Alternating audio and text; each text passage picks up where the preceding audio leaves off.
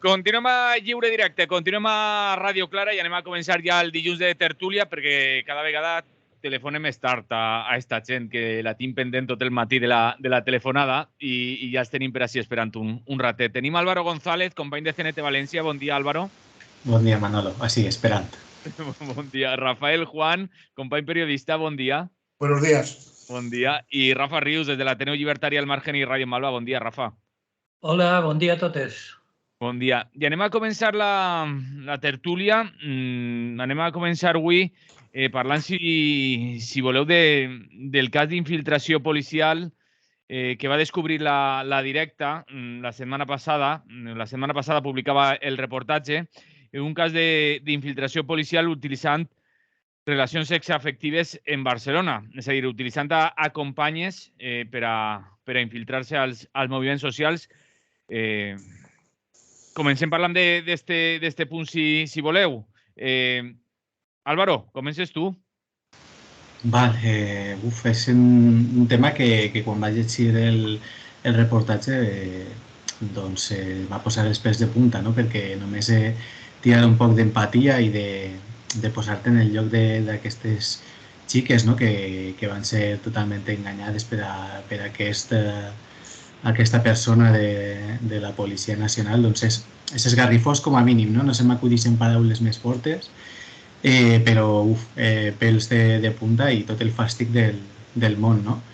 I anant un poquet més a veure el tema, no? En general, quines implicacions pot tindre i sobretot el debat que s'ha generat arran d'aquest cas que, com has dit tu, ha destapat la Directa. Crec que, sincerament, és una victòria del feminisme, la postura, no? Com ha arribat aquest debat al públic. No s'ha parlat ni de moviments socials violents, ni d'independentisme, no? Com és a Barcelona, ni d'altres coses. S'ha parlat del que realment és important, no? En aquest tema, i és si és o no una violació, un abús sexual, aquest cas d'infiltració. Jo crec que, ja dic, és una victòria del feminisme. Això com a primera cosa important que em sembla del tema. I després, altra cosa que m'ha fet pensar aquest cas d'infiltració és com es tractaven aquest tema fins ara, no? O sigui, vull dir, he dit que la visió que s'ha donat o com s'ha enfocat el debat és gràcies al feminisme, però és que fins ara no s'ha enfrontat així a aquests casos, perquè té fins i tot un nom, no? Es diu sexespionatge. Hi ha una pel·li, a més, que tracta el tema, que és Gorrión Rojo, crec que en castellà, del 2018, no? La data igual no me'n recorde, val? Però bueno, tracta aquest tema com a la Unió Soviètica feien entrenaments específics a dones per a fer aquest tipus d'espionatge, i també hi ha un cas que crec que contava al públic, no? Preparant un poc el programa, on també se feia amb homes a la RDA, no? I com, diguem-ne, aquest tema no es parlava en cap cas de violació, d'abús sexual, sinó que es parlava com si fos un cas d'espionatge normal i corrent, que estava normalitzat, no? I a més, també una altra cosa que crida l'atenció d'aquest debat previ al reportatge de la Directa és que mai es parlava que això succeïra en les societats occidentals, no? És a dir, com si Europa, la part occidental d'Europa, durant la Guerra Freda, als Estats Units, no haguera utilitzat aquest sexespionatge amb la part contrària, no? Amb la Unió Soviètica, i com si no utilitzara aquesta estratègia davant de l'enemic intern, no? La Unió Soviètica era l'enemic extern, i ara estem veient que els propis estats ja identifiquen enemics interns, la posició interna, i utilitzen tàctiques d'espionatge que han estat utilitzant en altres moments de la història per a espiar els moviments socials, no? Crec que tot això s'ha portat a la llum i la gent està parlant d'això i crec que és important, no? I ja dic que crec que l'advocada que ha dut aquest cas als tribunals ho ha enfocat de la manera correcta i espero que tinga tota la sort del món per a que els responsables polítics puguen rendir comptes. Rafael Juan. Sí, es muy interesante lo que ha apuntado Álvaro sobre el espionaje que hacía, por ejemplo, la antigua República Democrática Alemana, el jefe de espionaje que mandaba agentes que de alguna forma se infiltraban merced a sus encantos sexuales, pero eso es algo que el espionaje siempre ha utilizado. Lo que pasa con el espionaje internacional, digamos, entre países, es que está asumido que todo es ilegal. Por eso no había tal escándalo. Es decir, en el espionaje por principio todo lo ilegal es lo normal. Así entendámonos. Claro, otra cosa es el espionaje a los propios ciudadanos, en sociedades supuestamente democráticas. Y ahí cambia la cosa. Y evidentemente, este es un caso flagrante, como se apunta en uno de los artículos que nos has pasado, ¿cómo se decía? Me gustaría mucho, la violencia institucional sexualizada. Creo que es un término que define bastante este caso. O sea, un agente de policía se infiltra en movimientos sociales que son legales, eso también hay que decirlo, engaña a varias activistas de estos movimientos, no les revela su identidad, no les dice su verdadero nombre y entabla relaciones afectivos sexuales con estas personas para sacar información, para espionaje. Es toda una barbaridad de principio a fin. Ni siquiera existe la excusa de que es un espionaje de un país a otro. Nada, esto es una ilegalidad flagrante. Y es cierto que se ha enfocado de forma correcta en todos los medios y eso es de agradecer. Es llamativo el silencio del Ministerio del Interior, que todavía no ha dicho esta boca es mía. Bueno, han premiado, entre comillas, al policía destinándolo a una embajada, que con un sueldo a partir de 10.000 euros, leíamos en la información. Destapaba VilaWeb también. Bueno, nosotros la leíamos en VilaWeb la semana pasada, no sé si es suya la información. Pero... Bueno, a lo mejor es un premio, a lo mejor es una patada para alejarlo de alguna forma de la tormenta, no lo sé. Pero oficialmente el Ministerio calla y es muy significativo. Y también es muy significativo lo poco que se ha tratado esto en los medios convencionales, en las teles convencionales y tal. Yo de verdad, tampoco es que me vuelvo loco mirando las teles, ni mucho menos, pero lo he visto en telediarios y tal, que se le diera un tratamiento un poco relevante cuando a mí me lo parece. Me lo parece en cuanto que es sintomático del estado de la cuestión, digamos, y de las libertades de este país por donde andan. Con la ley Mordaza todavía vigente, por cierto. Entonces, sí que es cierto que se le ha dado mucha cancha y es un apunte a un comentario irónico que hizo Pablo Iglesias al respecto. Se ha criticado más este comentario que la actitud del policía y de quienes lo mandaron a hacer eso, que todavía no se sabe quiénes son, ni qué objetivos tenía, que tampoco se saben, y no se sabe absolutamente nada de esto. Yo espero que esto vaya a los tribunales y que por una vez los jueces diluciden, aclaren y hagan justicia. Por una vez en la vida, sí que sirva de precedente, tampoco nos volvamos locos, ¿no? Pero espero que esto llegue. De todas formas, el enfoque del debate, mayoritariamente, como ha apuntado Álvaro, es el adecuado y eso es de agradecer, porque es un asunto que hubiera dado lugar a chascarrillos y chistes por parte de cierta derecha, que en este caso está bastante calladita, curiosamente también. Rafa Rius. Sí, bueno, jo crec que hi ha dues qüestions que ja ho han plantejat els meus companys. La qüestió sexoafectiva, que dius que és una qüestió que és molt important, però que forma part d'un aspecte de la qüestió. I l'altre aspecte seria la qüestió dels infiltrats, que bueno, el context d'infiltració és una antiga evidència procedent ja del franquisme i molt pròpia dels règims totalitaris, però no és només la KGB o l'Stasi, vull dir, es dona també en els règims suposadament democràtics i que sempre ha continuat a través d'aquests 40 anys de Constitució del 78 i que mai ha acabat. I ahí sí que jo crec que, per una part, cal denunciar els estaments de l'Estat responsables i per altra part cal l'autocrítica. Perquè això és la punteta de l'iceberg procedent de les clavegueres, no? Ara hem descobert dos, però quants en quedaran? I és que som d'una ingenuïtat que fa por. Vull dir, sempre han hagut infiltrats, sempre. No cal recordar el cas Scala per dir un dels més coneguts, però n'hi ha dotzenes de casos a escala. Així, moltes vegades en els col·lectius llibertaris, sobretot, practiquem allò de tot el mundo bueno, ala, tira-li, arriba un col·lectiu, un desconegut, que es pentina en cresta i d'un mocador palestí al coll i ala, ja és un col·lega més. Sense més tràmits, a contar-li tot el que farà falta i per a mi, de la paranoia d'estar sempre mirant per dalt del muscle a una lògica seguretat, n'hi ha un bon tros, no? Vull dir, aquesta precaució falta moltíssim. Jo recordo que la necessitat de la denúncia pública, recordo unes imatges d'una mani en Barcelona que un grup envoltava a un infiltrat i li dia allò que se va fer famós de Madero, idiota, te crees que no se nota? Perquè, evidentment, això van en cresta, en mocadors palestins, molt ben disfressats, però, home, ja estava d'ingenuïtat, no? Vull dir, això caldria fer autocrítica per la nostra part.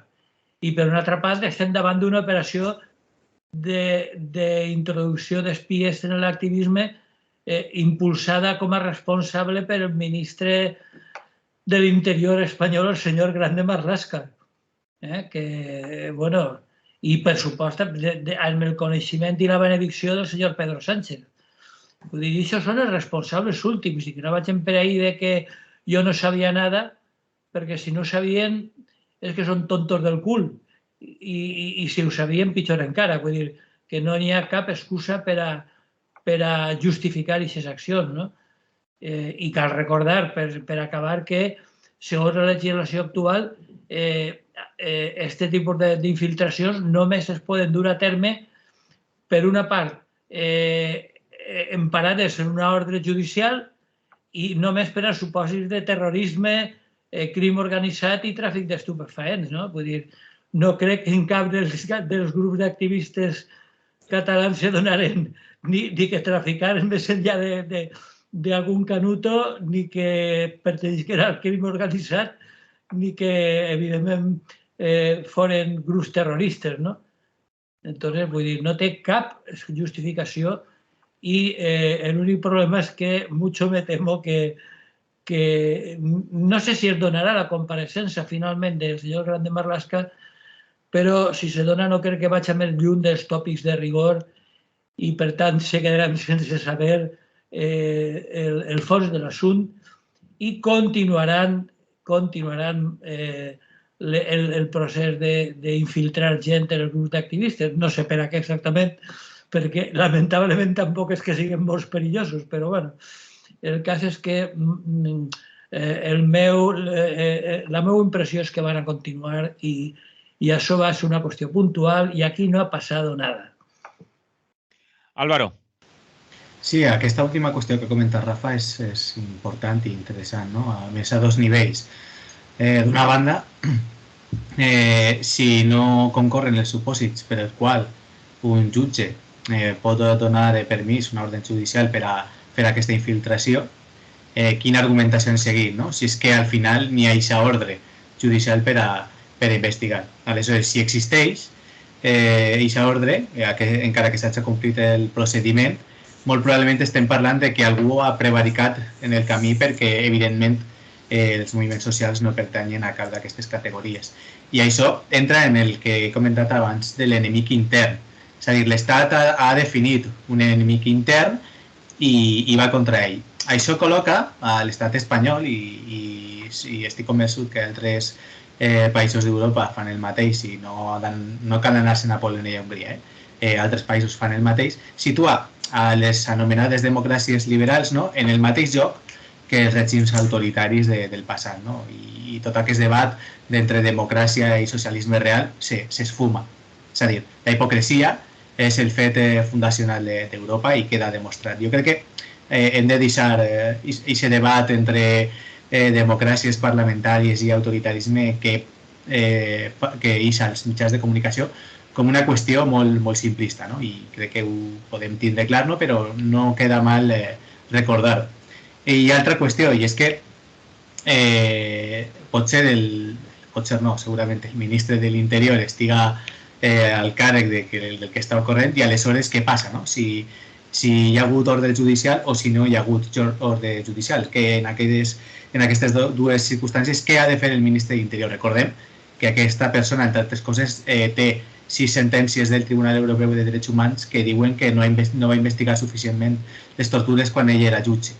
Per tant, bueno, sabem que el respecte per als drets humans de Marlaska doncs està almenys qüestionat per els tribunals europeus de justícia. No? I després, alguna cosa més interessant sobre aquesta qüestió, i és que l'objectiu del policia infiltrat no era desarticular moviments socials o influir en el seu funcionament, sinó simplement era fitxar militants. Això diu molt d'una part de l'estructura de com és l'Estat, no? De quin és el seu objectiu, i l'altra, la debilitat informativa que tenen. Què passa? Que no sabem mirar les xarxes socials? Si és que ho fem tot de cara a la vista? Si és que no sé què volen saber? Està tot penjat ahí. Bueno, pues, no sé, suposo que volen tindre persones concretes, però bueno, també anem a les manifestacions, no? Anem sense passar muntanyes, les comuniquem, no sé quin problema tenen.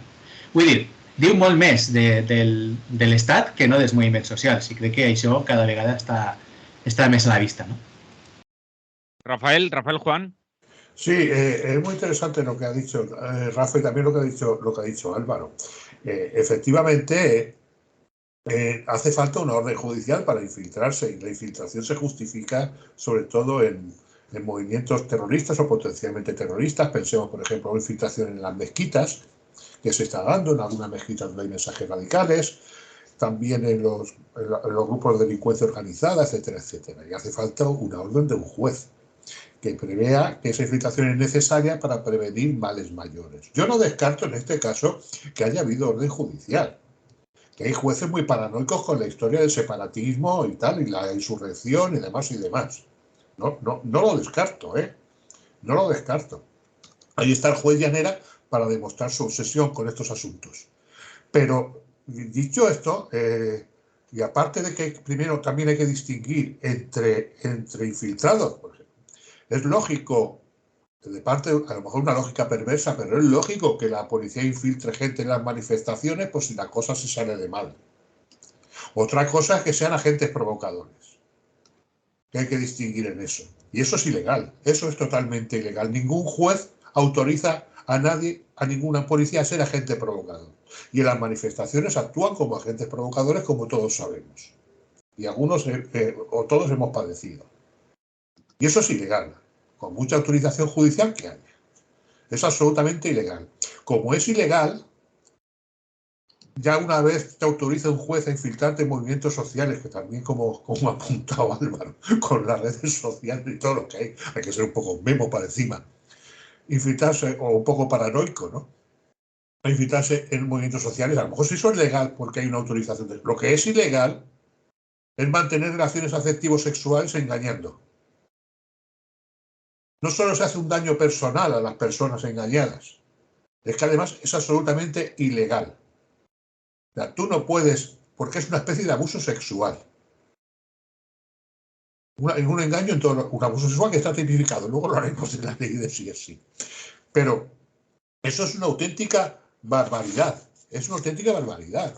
Y eso tiene que castigarse y tiene que juzgarse.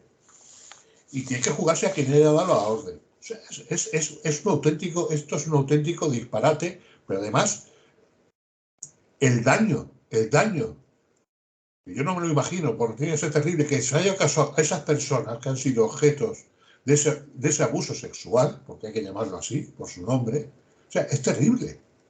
El daño que se ha causado es terrible. ¿Y quién va a indemnizarlas? O sea, aquí tienen que pagar todos. El agente provocador y todos los demás. Porque por mucho que te autoricen a infiltrarse, tú no estás autorizado a cometer delitos. Por mucho que te infiltres en un grupo narco, por ejemplo, no es legal que engañes, en América sí, aquí no, que engañes a nadie ofreciéndole 1 kilo de coca para pillarlo por traficante. Eso aquí, según la legislación española, es incitar al delito. No puedes poner trampas.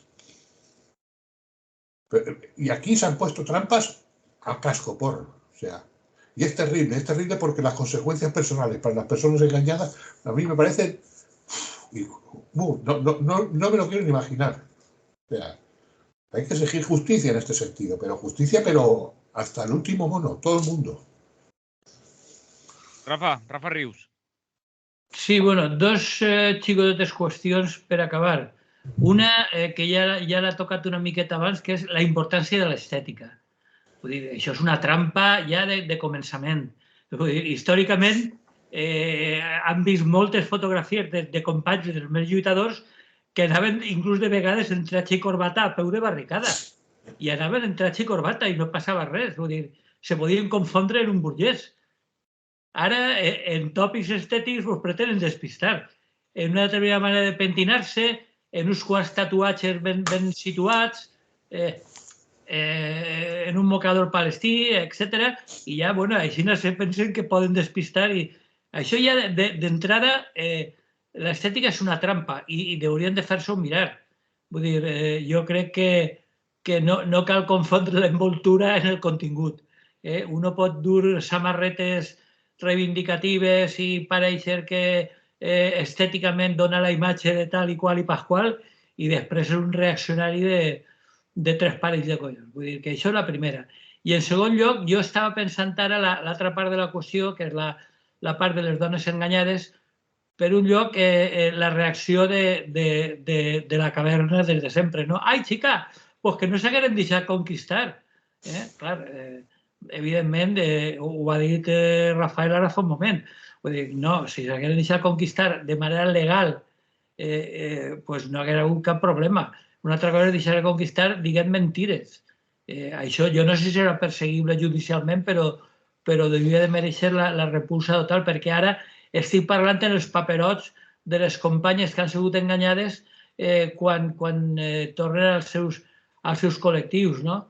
Vull dir, inclús n'hi haurà algun descervellat que les acusarà d'això, d'haver permès que els altres, o d'haver-se xitat en un policia i demés, no? Vull dir, és terrible, perquè acaba, com sempre, culpabilitzant a la víctima, no? I jo crec que, per a mi, torna a insistir, cal anar al fons de l'assumpte i veure qui són els principals responsables d'aquest desgavell absolutament intolerable. I per a mi els principals responsables són, si algun jutge ho ha permès, i després, en últims termes, que ho han demanat, que són el Ministeri de l'Interior, el senyor Grande Marlaska i el senyor Pedro Sánchez, que jo estic ben segur que coneixia la situació, una situació que, per altra part, ens recorda molt a les clavegueres dels temps de Felipe González en Esgal i companyia. Ai, jo no sabia. Doncs ara estem en la mateixa. No sabia, però deus de saber i era responsable en qualsevol cas. Álvaro, Rafael, no sé si voleu apuntar alguna cosa més. Álvaro, alguna més? Poc més. Marlaska ja té damunt dels seus muscles moltes violacions de drets humans, no? Pareix. Perquè recordem la massacre de Melilla, no? També. No sé si voleu començar a parlar de la llei del sí és sí, perquè lliga amb el consentiment, no? Perquè sense aquesta llei probablement seria menys probable perseguir legalment aquest cas, perquè s'han de demostrar moltes coses que són complicades de demostrar quan, diguem-ne, hi ha un engany d'aquesta magnitud per enmig. Crec que lliga, no? No sé què dir, si vol dir, Rafa, alguna cosa més d'aquest tema. No, jo estic d'acord amb tu. És que forma part d'un mateix procés. Uno que té dimensió legal en una llei i un altre que va per les clavegueres, però en el fons és el mateix. Molt bé, doncs entrem, si voleu, a parlar d'esta llei del solo sí és sí, entre altres, perquè avui llegim a la premsa que el PSOE registra este lunes, és a dir, avui, la reforma de la ley del solo sí es sí sin Unidas Podemos tras no lograr un acuerdo entre socios. Rafael Juan, anem a deixar-li ahí que... Hombre, pues aquí está claro. Si no ha habido acuerdo entre socios es que el PSOE quiere tocar el núcleo de la ley. Es decir, solo sí es sí. Porque si se toca el núcleo de la ley se vuelve a lo anterior. ¿Ha abierto usted abrió las piernas con resistencia suficiente? ¿Cómo iba vestida? se resistió lo suficiente, etcétera, etcétera, etcétera, etcétera. El otro día hablaba Rafa de Podemos bajándose los pantalones. Aquí de que se bajan los pantalones es el PSOE, una y otra vez. Con la ley del sí es sí ahora, que ha entrado en el juego, que le marca la derecha, el ritmo que marca la derecha. Es decir, se han acojonado cuando ha habido explicaciones legales suficientes. Primero, que cuando se reforma una ley, pues hace una ley nueva, las revisiones, digamos, de penas son inevitables. O sea, sí o sí, se revisa todo. Y dos, ha habido muchos jueces, evidentemente, que han revisado penas a la baja, pero ha habido muchísimos más que no lo han hecho. En la misma ley. Aquí hay una cierta voluntad de fastidiar. Por otro lado,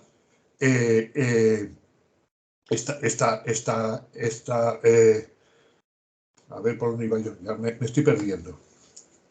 Pero decía que hay una cierta voluntad de fastidiar.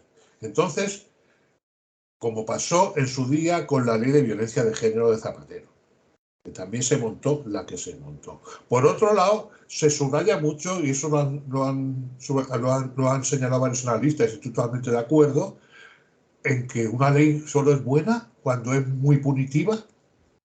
Vean, sí, es que las penas tienen que ser más altas. Vamos a ver, no nos volvamos locos.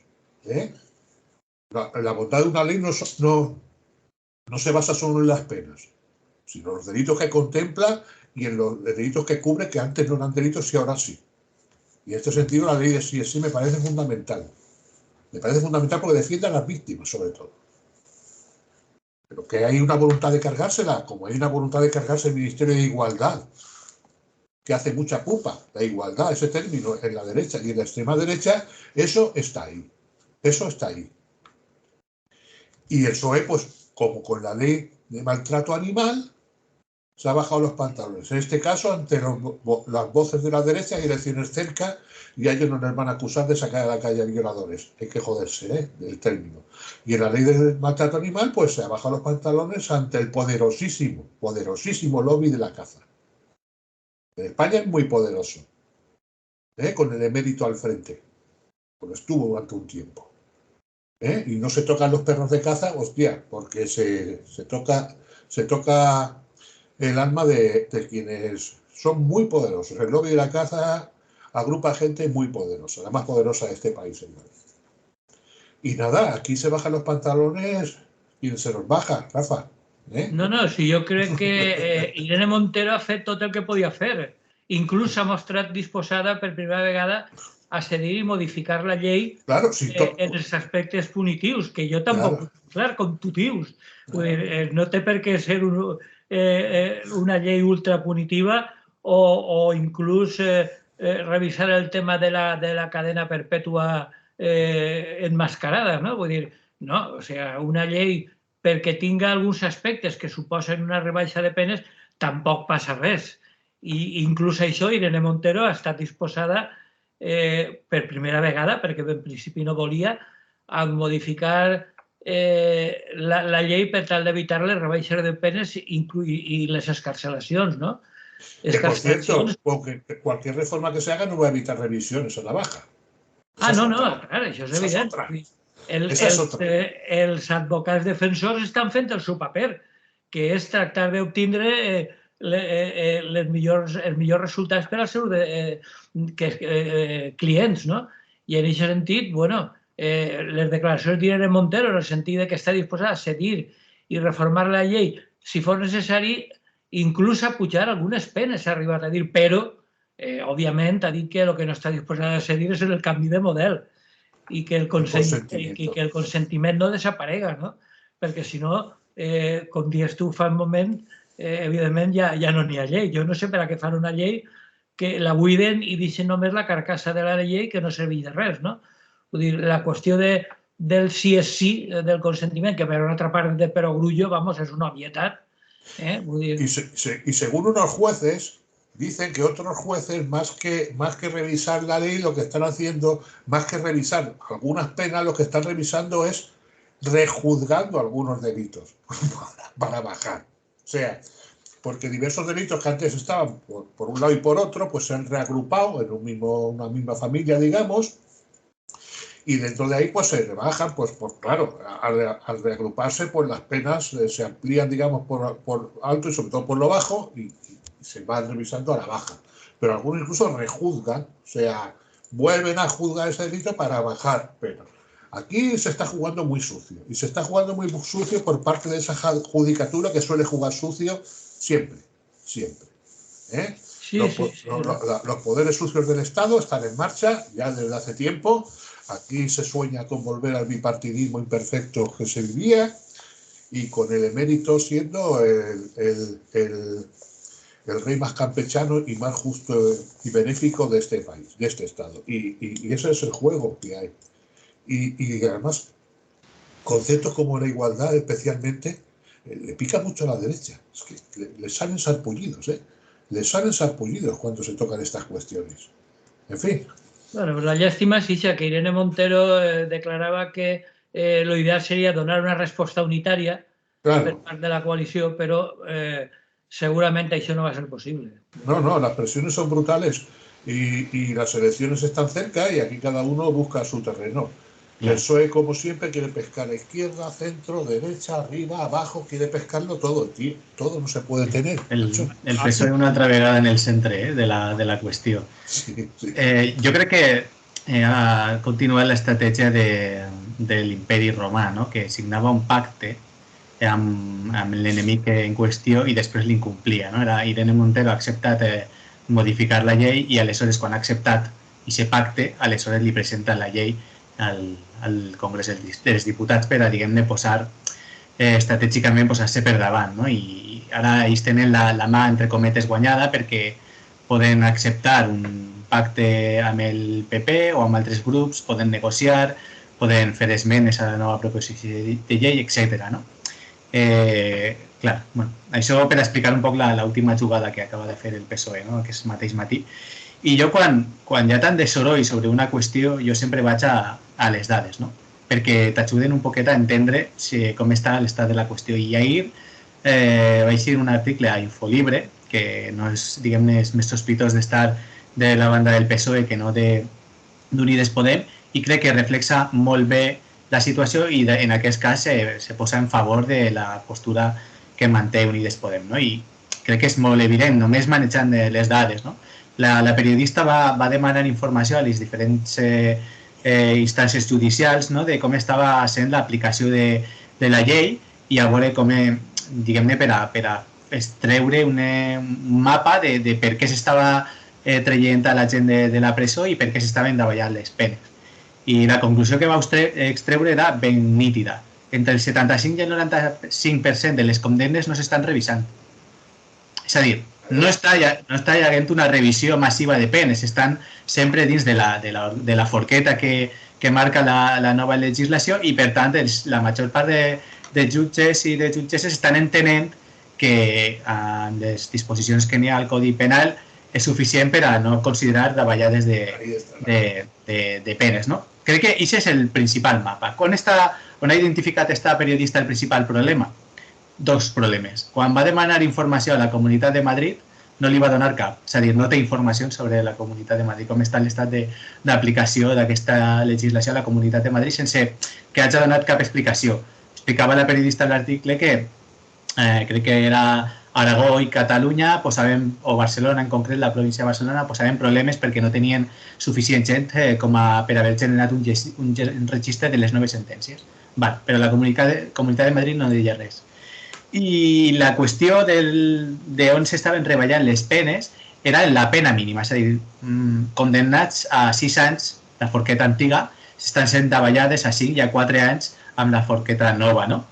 I la identificació era que feien la traslació, no? De si jo he identificat que aquest delicte, com a jutge o jutgessa, he identificat que aquest delicte és menor, li posa la pena mínima. I ara el que diuen és, com és un delicte menor, li posa la pena mínima nova.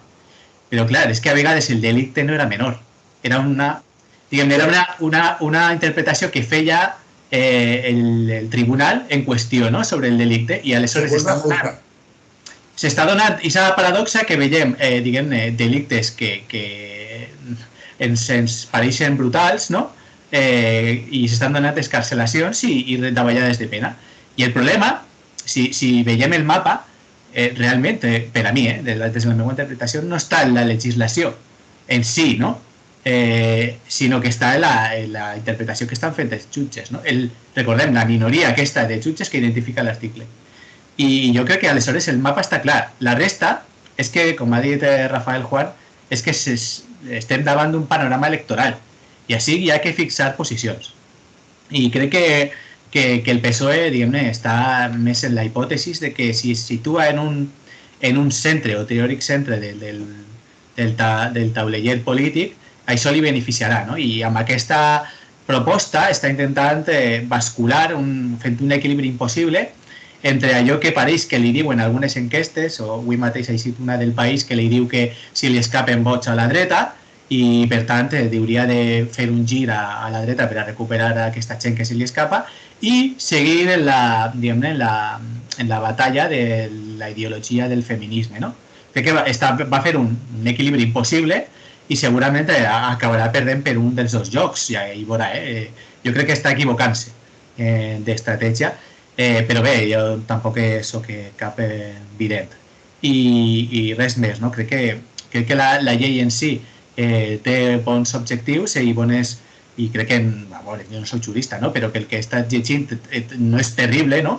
El que està escrit allí, pel que puc llegir, per exemple, l'article d'Infolibre, i que la resta pareix fum polític i batalla mediàtica. Rafa, ¿queréis añadir algo más de este punto? Bueno, yo un detalle de lo que estaba diciendo Álvaro, y es que lo de la pérdida de vots del PSOE jo la veig més per l'esquerra que per la dreta, perquè els de la dreta ja estan molt consolidats i és difícil que es moguen, però de l'esquerra en tonteries com la d'aquesta llei o en qüestions com la dels pactes en Marroc, etc., per ell sí que va perdre molts vots, inclús va guanyar moltes abstencions. Vull dir que jo crec que s'està equivocant, però bueno, ja s'apanyarà. Exacte, i aquesta és la raó per la qual jo crec que s'està equivocant, però clar, no són vidents. Rafael. Sí, se está equivocando. Además, se está equivocando también en la mayor, que es dar la batalla ideológica y cultural. Es decir, está entrando en los argumentarios de la derecha y comprándolos. Y la derecha le está marcando el ritmo. Le está marcando el ritmo. Ahora me cambian la ley. Porque nuestros jueces están tirando fuera a violadores. Esa es otra, hay que decirlo todo. En esta batalla está también gran parte de la judicatura metida. Y eso no se dice lo suficiente, por no hablar de los medios y demás, los poderes mediáticos. Pero sí, eso se está equivocando una vez más. Está comprando el discurso de la derecha y encantado de la vida. Bueno, de García Paje y del de Extremadura ni hablamos ya. O sea, eso hace tiempo ya que están en ese campo, ¿eh? Pero en fin, es lo que hay, pues allá ellos. Yo me parece que es una estrategia equivocada, electoralmente equivocada y sobre todo nociva para la mayor parte de la ciudadanía. Ya, toma por saco. O sea, uno termina con ganas de decir, si Pablo Iglesias, el fundador del PSOE, no el de ahora, levantara la cabeza, pues lo que hay, la volvería a bajar cagando leche y se escondería en cualquier sitio. Si voleu, vos vas canviant de tema perquè vull que tractem més i estic ben l'hora que se'ns va fent. Pujada del salari mínim interprofessional. Rafa Rius.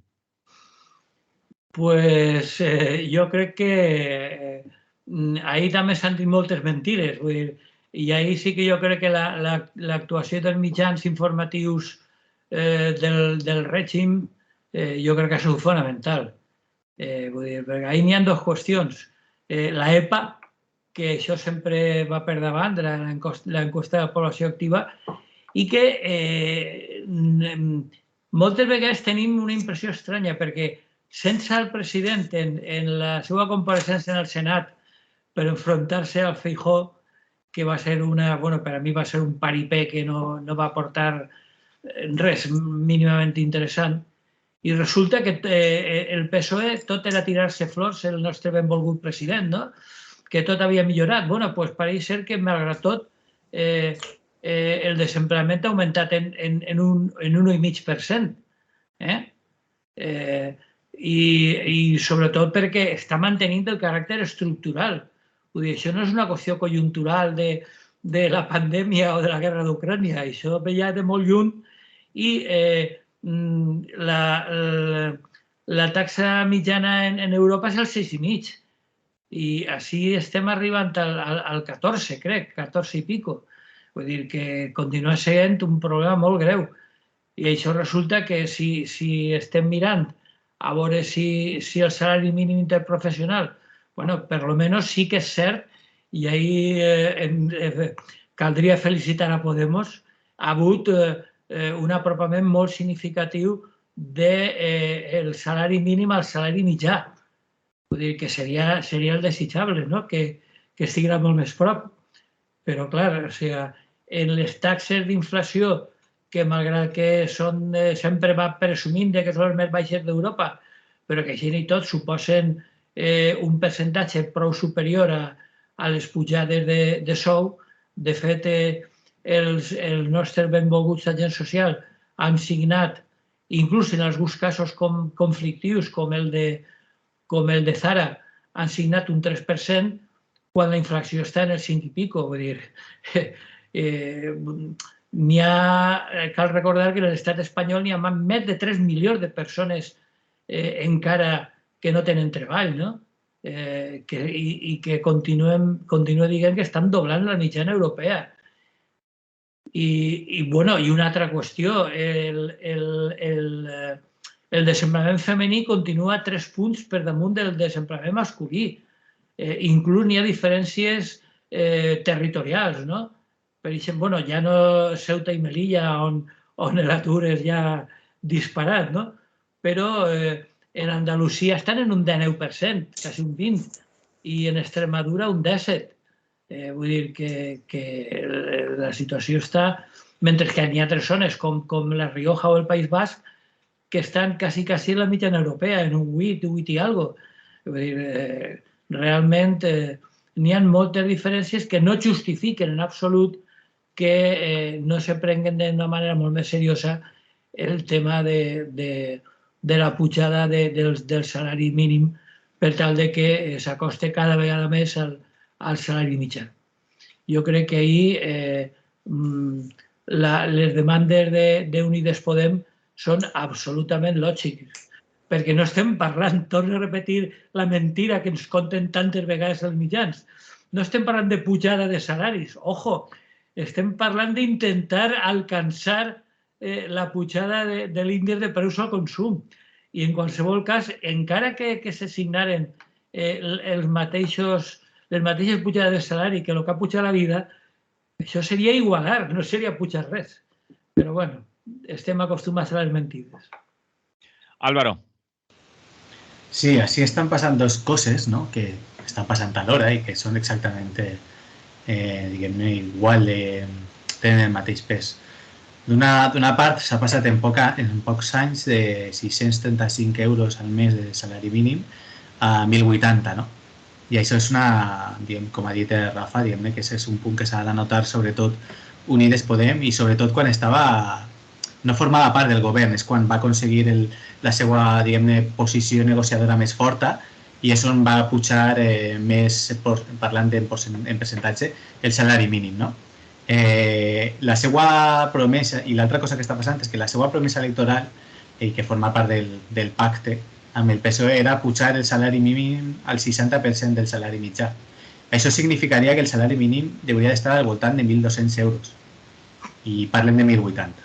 Per tant, s'ha apropat molt, però no han aconseguit el seu objectiu de pacte de legislatura. I diguem que ja són objectius que clarament estan ja negociats i estan en un terme mig, no?, entre el que voldria el PSOE i voldria Unides Podem. I per tant, em sembla, diguem, negatiu vendre-ho tot com a una victòria final, no?, com si hagueren guanyat la guerra i no una batalla, que és al cap i a la fi el que han aconseguit.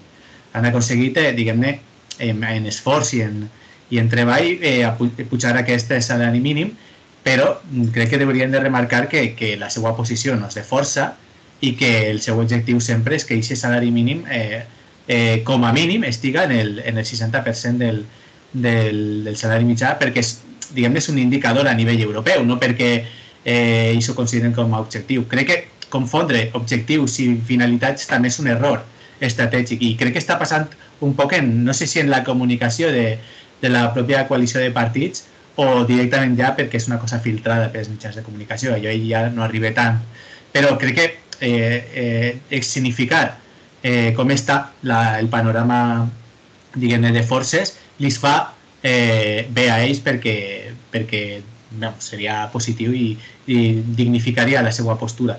I jo crec que també que com a sindicats combatius és la postura que hem de mantenir, no? És reconèixer d'una banda que hi haurà molta gent que veurà millorades les seues condicions, que segurament això se tindrà que lluitar sindicalment perquè no serà una pujada automàtica, ja sabem què passa quan puja el salari mínim i és que no puja automàticament en totes les empreses, cal anar a fer picades de porta als empresaris perquè complisquem amb la legislació vigent i d'altra banda reconèixer que és que no arriben ni tan sols a cobrir la pujada de l'IPC, que recordem que en 2022 va pujar un 8,4%.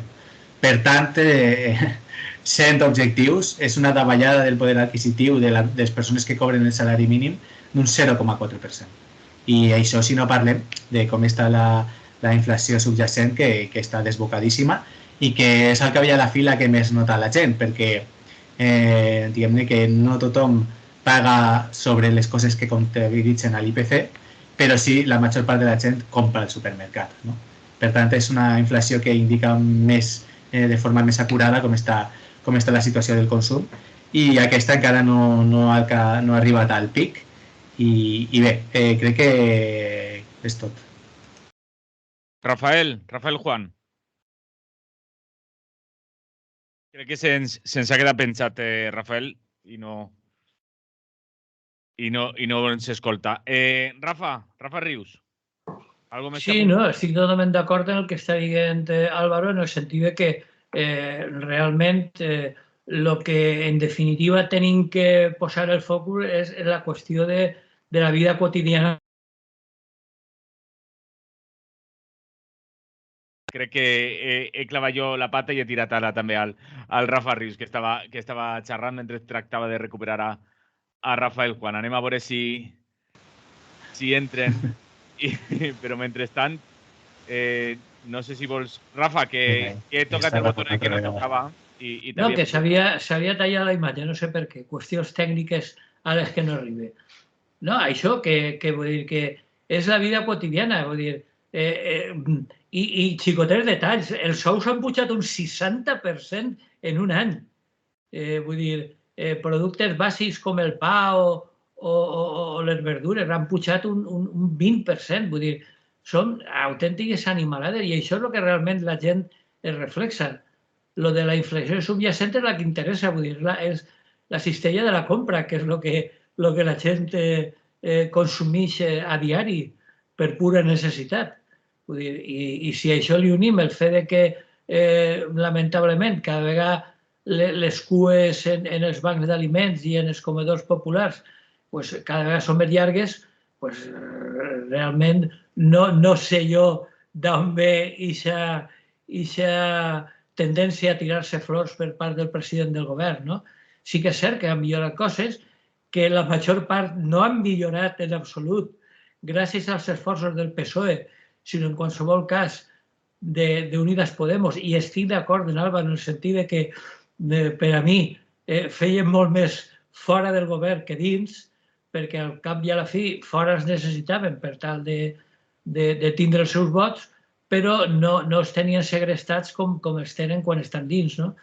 I realment vull dir que el PSOE hagi aconseguit algunes cosetes, doncs bé, però jo crec que estem encara molt lluny dels objectius mínims necessaris per tal de dignificar la situació quotidiana de les persones més en precari de l'estat espanyol. I llavors, en aquest sentit, jo crec que li queda molta feina per fer i que el problema és que en un any electoral tindrem que escoltar moltes bufonades i moltes de tot de yo he hecho, y la vida quotidiana de la gent continuarà com sempre. I això és el problema. Mira, pero así per WhatsApp ens pregunten, digo, ¿esto se lo apunta Podemos o Yolanda Díaz y su sumar? Es van dient per Bueno, WhatsApp. això és un altre tema. Lo de sumar dividint és una operació matemàtica que algun dia ens explicarà. Jo encara no l'he arribat a comprendre, perquè com soc en lletres... Molt bé. Álvaro, no sé si vols apuntar alguna més, però jo crec que això ho podem lligar també amb el tema de l'augment de vagues al 2022, no creus? Sí, totalment. Crec que, a més, et serveix per a fer un anàlisi també històric, perquè he parlat abans de l'evolució del salari mínim i he estat mirant un poc l'evolució de les vagues, no? I la mobilització als centres de treball, a veure com està, i crec que podem no sé, reflexionar un poc arran d'això. En 2022 és cert que han pujat el número de vagues, no? Crec que són 240.000 persones les que al final han fet vaga aquest any, i això suposa quasi un 20% més que 2021.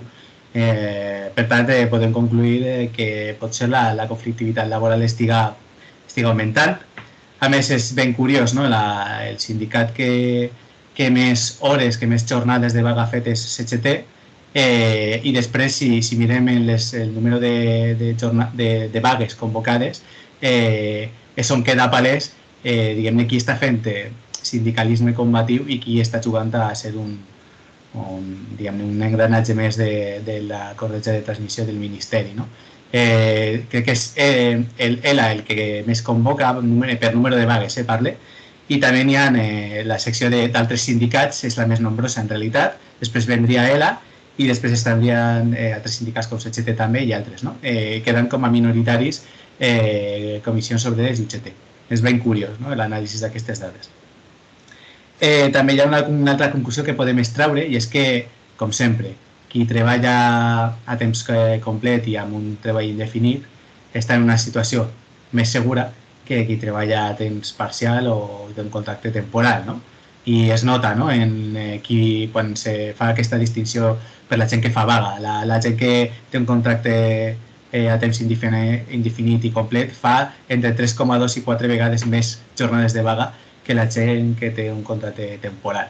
Aquest és el problema, perquè si tenim un mercat de treball absolutament precaritzat, doncs queda palès, no? Queda evident aquesta presència de la bota de l'empresari damunt del treballador o la treballadora precari. I és una cosa que des dels sindicats combatius que crec que estem fent, estem intentant, no? Però és un mur davant el qual ens enfrontem i que costa molt superar a vegades convocar vagues en sectors precaris. Però, ja dic, si analitzem les vagues en perspectiva històrica, ens adonem que encara estem en una situació de vaguada, no? De davallada de la mobilització, perquè en 2019, crec que 2022 són 606 vagues en total, 2019 hi va haver 898. Ja ho diré, amb un 20% més de persones encara que van convocar vaga, que van anar a fer vaga. Però és que el 2012 va ser impressionant, no? O sigui, hi havia 120.000 persones més que el 2022 fent vaga, no? És a dir, hi ha marge encara per escalfar l'ambient. Es nota que la gent necessita diguem-ne del treball per a viure i que hem de treballar molt per a fer entendre, no? Que sense un treball digne, sense uns drets laborals respectats, no mereix la pena esclavitzar-te, no? Que com a mínim tindre una vida digna i res, anem a fer treball. Rafael Juan, hemos unido el tema de la subida del salario mínimo interprofesional con la información del aumento de la convocatoria de huelgas en 2022. Bueno, lo primero, disculpas porque se me ha ido la luz. O sea, me ha saltado el automático y en fin, he tenido que hacer una cierta pelea cuando no tengo ni puñetera idea de esta historia. Pero bueno, estamos otra vez con luz y se recupera todo. Pues nada, por un lado, sobre el salario mínimo, seré breve, vamos a ver. Evidentemente no es suficiente, pero está bien que lo haya. Y se tiene que pelear, se pelea mucho dentro del gobierno de coalición, porque Calviño y Escrivá, sobre todo, son dos ministros que cada vez que se les habla de la subida del SMI, les da cosa. En cualquier caso, claro que no es suficiente. Como no es suficiente que aunque se subiera al nivel de la media salarial en el país. Con esto se arreglaría ni el desempleo, que como bien ha dicho, como los niveles de desempleo que como bien ha apuntado Rafa Rius son estructurales, el desempleo en España es estructural y eso es un muerto que a ver cómo nos lo comemos y cómo se arregla. Ni se arreglaría la inflación, ni se arreglaría la desigualdad salarial, en fin. El salario mínimo interprofesional arregla lo que arregla, que no es poco tampoco. Y es cierto que no se ha cumplido uno de los puntos de que se marcados en el objetivo de la legislatura, que ha subido hasta el nivel, hasta la media. Como no se ha cumplido otros puntos del pacto de la legislatura, como por ejemplo la derogación de la ley Mordaza. Deja mucho que desear el grado de cumplimiento de ese pacto. La relación de fuerzas es la que es y me imagino que se ha hecho lo que se ha podido. En cualquier caso, el que haya más huelgas, yo me alegro, por un lado, me alegro mucho de la subida del salario mínimo vista la reacción de la gran patronal. Pues si la gran patronal se cabrea, algo bueno tiene. Y para mí esto es muy sencillo. Y si hay más huelgas, bienvenidas sean todas las huelgas habidas y por haber, porque es señal de que se está recuperando un poco el pulso movilizador de las clases trabajadoras y sobre todo que las huelgas siempre son buenas porque denotan eso, que la lucha es necesaria y que no se pueden salir con la suya los de siempre y las de siempre. Eso es un análisis muy sencillo y muy tosco si queréis, pero para mí, contra más huelga, mejor. Sí, además que, bueno, decir sobre la convocatoria de huelgas que también en los artículos que hemos visto se habla que además sirven, ¿no? Que están sirviendo para lograr objetivos. Y bueno, recordarlo estos días que se está cumpliendo también el aniversario de la huelga canadiense. No sé si son 104 años desde que se consiguió la jornada de 8 horas, como nos recordaba alguien, gracias a la lucha de unos trabajadores y no porque a alguien se le ocurrió en el Parlamento un día vamos a darles 8 horas a las trabajadoras, ¿no? Otra cosa es que se cumpla esa jornada de 8 horas. No, la huelga claro que sirve, claro que sirve. Es una anécdota tonta, pero si queréis, pero para mí muy significativa. Creo que aquí también se ha hablado alguna vez en Francia de lo serio que se toman las revueltas cuando se ponen. Mi hijo trabaja allí hace ya más de un año y me comentaba por teléfono el otro día que estaban en huelga por no sé qué historia, los pensionistas creo. Y dice, oye, aquí las huelgas cuando se ponen, se ponen. Como diciendo, se lo toma muy en serio, nada de servicios mínimos ni leches, aquí huelga total y mientras dure. Y yo me acordaba, digo, es que si tú estás allí trabajando y viviendo también en unas condiciones tan buenas, es porque allí cuando se ponen, se ponen. Claro que sirven las huelgas y eso no hay que remarcarlo una y otra vez. Sirven para mucho. Las huelgas, por supuesto, de la clase trabajadora, no las huelgas patronales, que esa es otra historia. Rafa, vols apuntar algo més? Sí, en el sentit que estava comentant ara Rafael Juan. En primer lloc, lo de les vagues, caldria parlar d'un pleonasme, que és vaga indefinida. Evidentment és un pleonasme, perquè les vagues simbòliques d'un quart d'hora, com les que fan els nostres amics dels agents socials i demés, això és una vergonya d'anomenar-li vaga. Vagues són com el que fan a França, que estava comentant ara. Vull dir, perquè l'altre problema d'Espanya és la visibilitat. La immensa majoria, no sé si estaven al voltant del 80% de vagues del 2022, han sigut vagues d'empresa.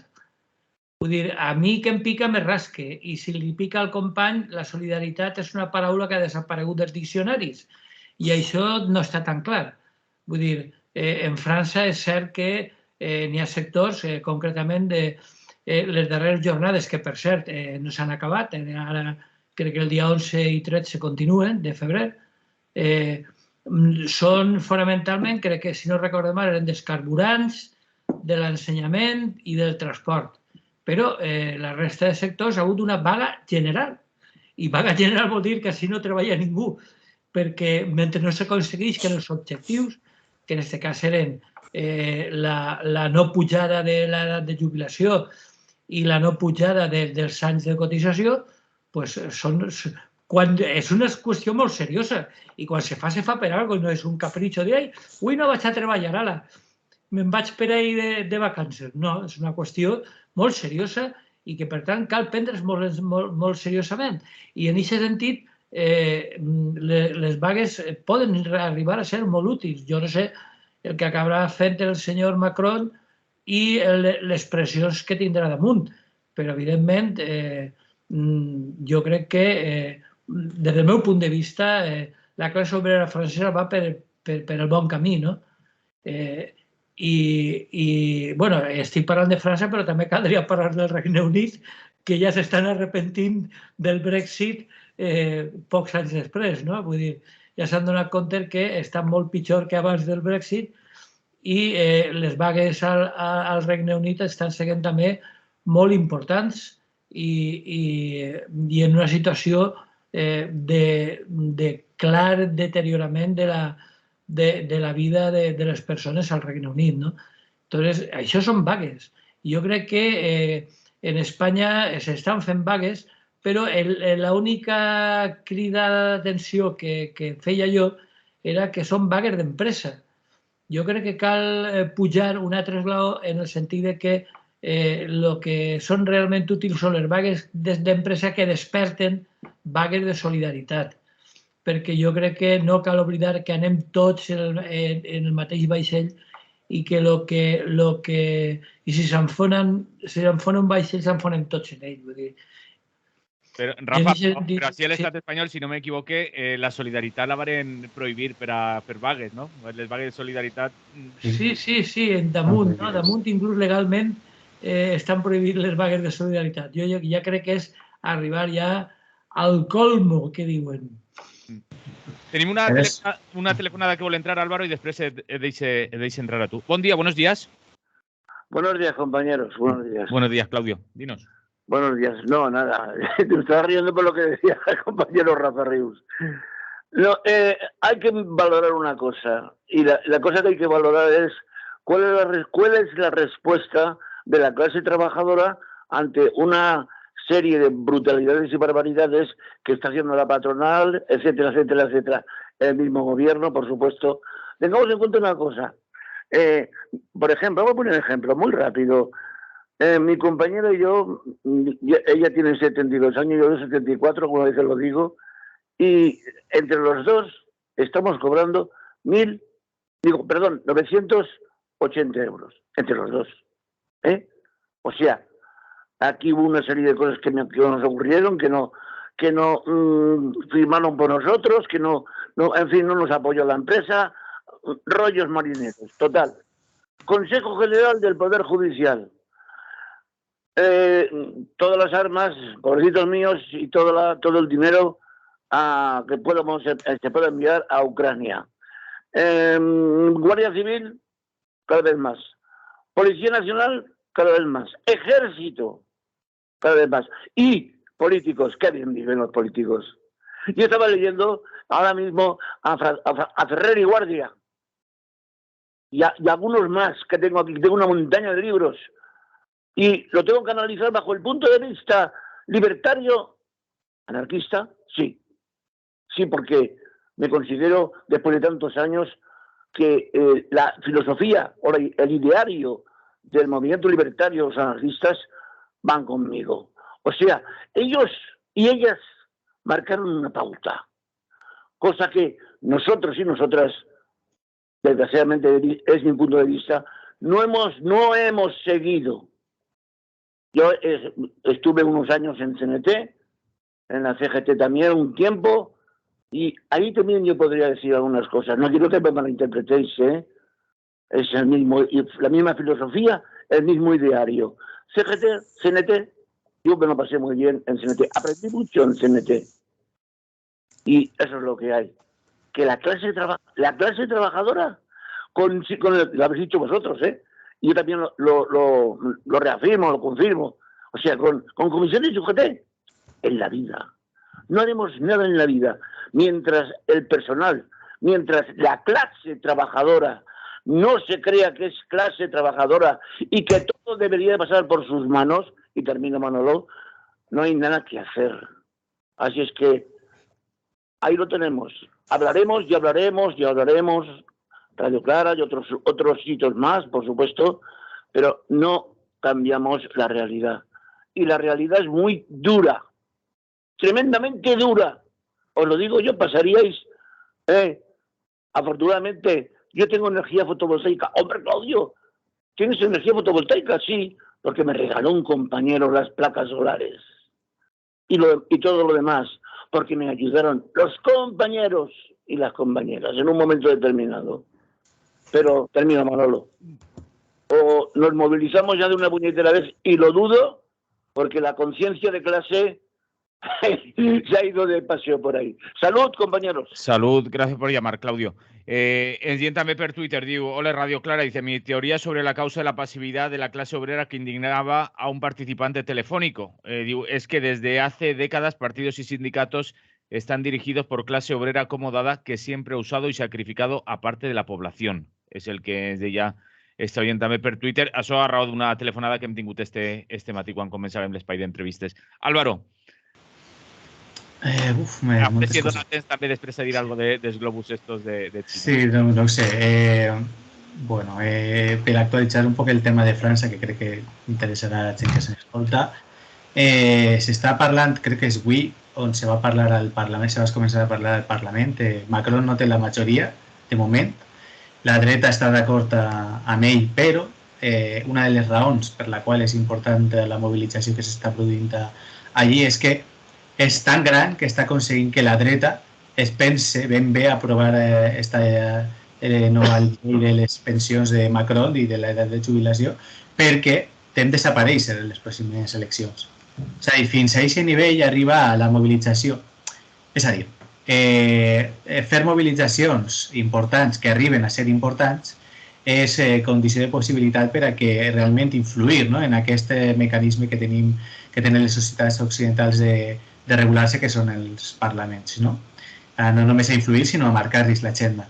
Això ho va entendre, com has anomenat tu, Manolo, la vaga de la canadenca, això ho va entendre perfectament Senet des del principi, i la vaga de la canadenca va començar com una vaga d'empresa i després es va extendre com una vaga de solidaritat, que ara estan prohibides, però és una etiqueta. Ja tots sabem què se pot fer, no? Se convoca simplement per a una pujada de sou i punt. Ja és una vaga de solidaritat, és una vaga política, però complís la forma de com s'ha de convocar i ja està, no hi ha cap problema. La qüestió és que hem de saber, hem d'entendre que la relació de forces és la que és. És a dir, tenim una baixa afiliació als sindicats, una molt baixa afiliació als sindicats combatius, i el que hem de treballar, primer de tot, per a començar bé la casa, és per a que aquesta afiliació als sindicats combatius puja, no? Ja estem ahí, ja està pujant. Ara, el següent pas és arribar a un punt en el qual se puga parlar de tu a tu amb comissions obreres i UGT per a posar-los entre l'espai i la paret a l'hora de convocar mobilitzacions, no? A veure qui diguem-ne, entrar en una mena de competència per a veure qui convoca les mobilitzacions i qui millora les condicions reals de les persones, no? I després parlarem d'altres coses. És de veres que tot això pot succeir o molt lent o de sobte molt ràpid. Això no ho tenim, no ho sap ningú, no? El que s'ha de treballar és per crear les condicions de possibilitat per a que això passi quan les circumstàncies siguin convenients, no?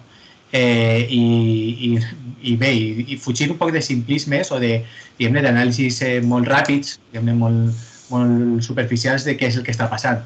La situació és supercomplexa i no és només perquè hi hagi líders sindicals que siguin burgesos o que siguin part del sistema, que també, sinó que és més complicat. Per què la gent no va als sindicats? Per què la gent ha deixat de sindicar-se?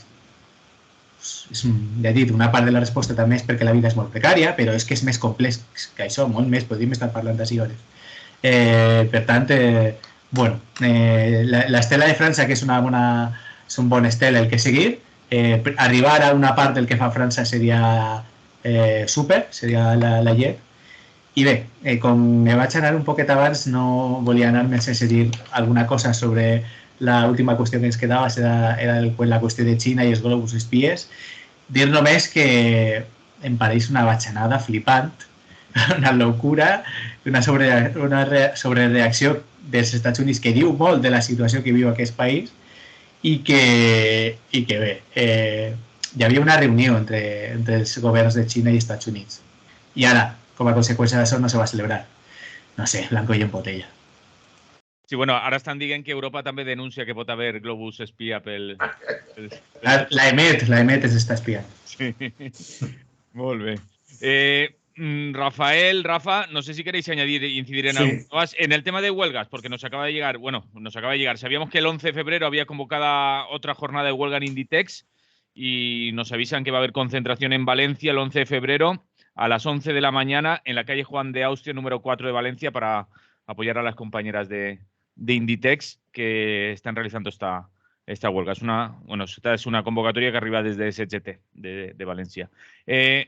Rafael y Rafa. ¿Rafael soy yo? Rafael, sí. Rafael, tú como llevas barba eres más Rafael y Rafa como solo lleva bigote. Bueno, para aclararnos, no. Sobre la dificultad de que haya huelgas, digamos, exitosas y masivas en España, yo creo que no solo se debe a la baja afiliación sindical, a la precariedad y tal, sino a la misma estructura de las empresas y empresarial que hay. Aquí en España la inmensa mayoría son pymes autónomos. Y con perdón, hay que tenerlos muy bien puestos, o tener los huevos y los ovarios, para ponerse en huelga una pequeña empresa, donde los niveles de intimidación son muy altos, etcétera, etcétera, etcétera. No es lo mismo una huelga en Ford o en Inditex ahora, que es una empresaza de la hostia, que una huelga en una fabriquilla de tacones en el Vinalopó, con 6 trabajadores, y el jefe vigilando. No es lo mismo, entonces es difícil esa movilización. Por eso son bienvenidas todas las huelgas y conforme hayan más, mejor. Porque además hay que tener mucho valor para ponerse en huelga en ese tipo de empresas. Y me consta. Como hay que tener mucho valor para ser enlace sindical en ese tipo de empresas, y también me consta. Se critica mucho a los sindicatos mayoritarios, con razón, pero vete a una empresa de ese tipo a ser enlace de comisiones obreras o de UGT. No digo ya de la CGT. Vete allí y a ver lo que hay que tenerlo, ya digo, hay que tenerlo, hay que ser muy valiente. Pero en fin, esa estructura yo creo que dificulta mucho, de pymes y de autónomos, inmensa mayoría, dificulta mucho la proliferación de huelgas exitosas y como deben ser. Y en cuanto a los globos espía, pues sí, hay globos espía, todo el mundo pone globos espía, no solo son de la MT, ¿verdad? Van por encima de las rutas de aviones incluso, son difíciles de detectar y, oye, pues las potencias todas aprovechan también para colar allí sus cositas y mirar donde no deben, donde ellos creen que deben mirar. Tampoco nos escandalicemos, es una nueva guerra fría que ahora antes era con la Unión Soviética y ahora es con China, pero a las potencias les vienen muy bien las guerras frías, de cara al interior y de cara al exterior, a todas. Rafa Rius. Pues res, jo dels globus em sembla una notícia molt important, no? Perquè per fi l'analògic contraataca. Fora satèl·lits s'espia i tecnologies punta, no? Tornem quasi al temps dels germans Montgolfier, els inventors del globus. I si Jules Verne va creuar Àfrica en 5 setmanes, perquè el globus no pot creuar als Estats Units més ràpidament, no? Recordem que, en tot cas, entrarem per el Pacífic, perquè Xina, com sabem, està a l'oest dels Estats Units i els han derribat entre l'estat de Carolina del Nord i del Sud, que està a l'est. O sigui que s'han creuat el globus espia tot als Estats Units sense que s'enteraren. I a punt de desaparèixer per l'Atlàntic, doncs l'han derribat. Jo crec que si no fora o tinguera certes característiques de veracitat, jo crec que semblaria una notícia còmica, no? Vull dir, avui en dia el problema és que mai saps on pot arribar l'estupidesa humana i sobretot la paranoia de tanta i tanta gent dels Estats Units. Jo crec que, no d'ara, però ja des de fa alguns anys, la paranoia està present en la vida quotidiana de massa persones dels Estats Units, incluïdes moltes forces governamentals, no? I per tant, bueno, jo crec que la batalla per el control geoestratègic del món, que econòmicament estava entre Xina i els Estats Units, ara s'ha acabat per lo mig un tercer actor, que és Rússia, i bueno, veurem com acaba, perquè de moment ara som espectadors mirant impotents a veure com s'ho munten i sense poder fer res.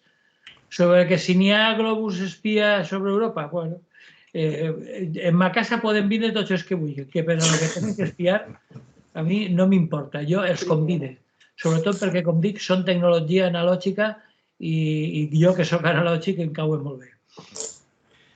Molt bé, hem d'acabar ja. No sé si teniu algo més que dir, que siga imprescindible o alguna convocatoria per ahí. No, yo apuntar que sí, que no es paranoia, que se utilizan los globos estos para espionaje, es verdad. En este caso, pues se descontrolaría, que es mucho más barato que un satélite. También lo utilizan. Sí, lo de barato está claro, que barato de que... Muchísimo más barato. Y este se descontrolaría porque he leído por ahí que una de las virtudes que son difíciles de detectar, que van a una altura de la hostia y son muy difíciles de detectar. Sí. Por eso los utilizan y además son baratos. Molt bé. Acabem. Convocatòries teniu alguna per ahí que recordarnos? El programa a la vora. Bueno, sí, el jueves a las 7, como siempre, a la vora. En Rusafa Radio, ¿vale? El podcast de Poder Valencia.